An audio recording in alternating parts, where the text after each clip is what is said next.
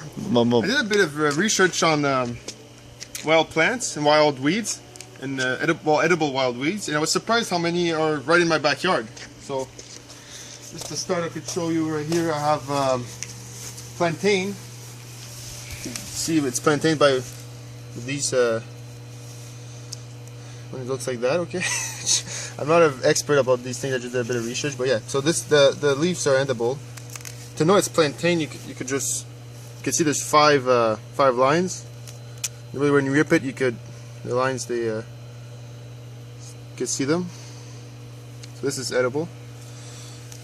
If you don't like it, you could juice it too. You're still gonna get lots of benefits from all the minerals in the juice and stuff. It's another edible weed, clover. You know it's a clover because of these flowers, and obviously everyone knows what this looks like. I heard they're a bit hard to digest, but you can eat them. You could also juice them if you want. The flowers apparently taste really good. I never tried them. You ever try them? Mm-hmm. Yes? Yeah. They taste good? Yeah. You know, I have a dog. I don't know if you peed on it, but actually they're surprising. It tastes better than I thought. They're not bad. Anyway. And then the other thing that's obvious, many people know is dandelion, which would be, well, there's a cool little plant. The flowers are edible too. The flowers are edible. Well, these are pretty ugly, but yeah, this is all dandelion leaves. This is very nutritious, very high in calcium. The calcium to phosphorus ratio is really good too. There's more calcium than phosphorus, and most foods you would buy at the grocery store is the opposite. So there's more phosphorus, so it's good to have more calcium because they kind of compete. Okay, so yeah, this is just in my grass right here. Another thing also, you can't eat grass because of all the fibers that we can't digest, but you can juice it and get all the minerals too in it. So if you can't afford greens, or if you want to, often these greens are more nutritious than the greens at the store anyway, so if you want to get kind of greens.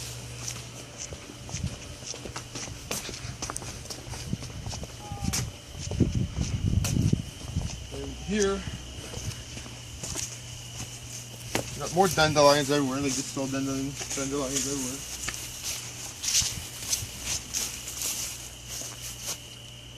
Yeah, there's pretty much dandelions everywhere. And here there's actually found, these are all wild carrots, actually found. You know, you have to be careful, there's some plants that look similar to those. Similarly, these that are not wild carrots, and they're actually poisonous, but the wild carrots have these underneath,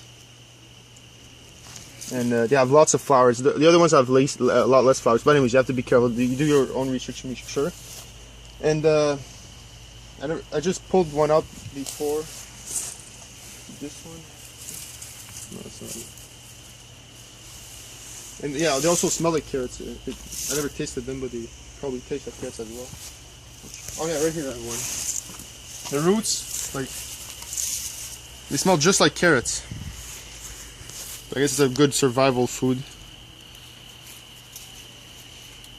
I guess I'm gonna try it. This is what it looks like when they close or whatever at the end of the summer. I tried. It smells just like carrots. Huh? It tastes like carrots also, surprisingly. A bit harder to... A little bit more crunchy. Yeah, but it tastes like carrots. Very surprising. But you have to be careful because, like, I'm not sure, but I think this is poisonous. I think from my research, I saw a plant that looked very similar to this that was poisonous. So you have to know what you're doing. Most plants, according to my research, weren't poisonous, but still, you can't take chances like that. But yeah, this one would be poisonous. Funny, I even have a right here behind my yard a mini apple tree that started growing out of nowhere. It's the only one around. I didn't see any other ones. And it's edible, but they don't taste very good because they're very sour and maybe even bitter. I'm not sure, but they are edible. But yeah, it's not very. There's so many better fruits than that. And so yeah, I was surprised just by doing a little research all the edible foods in my backyard, and I'm sure you these grow pretty much everywhere. We even have we went back here. We found wild cucumbers, but they're not edible, unfortunately. But yeah, Okay, so there's no excuse for not getting enough greens, because if you can't afford them, they're everywhere. And if you don't like them, you can always juice them. You can juice them with fruits. You can juice them and then add fruits to it and make a smoothie if you want. Yeah, like that V8. Because fibers is important. I don't suggest like juicing too much, but I mean, if that's the way you're gonna get your greens, it's better than not getting them, because you need minerals, and greens are the highest in minerals of anything on the plant. So yeah, get your greens. Like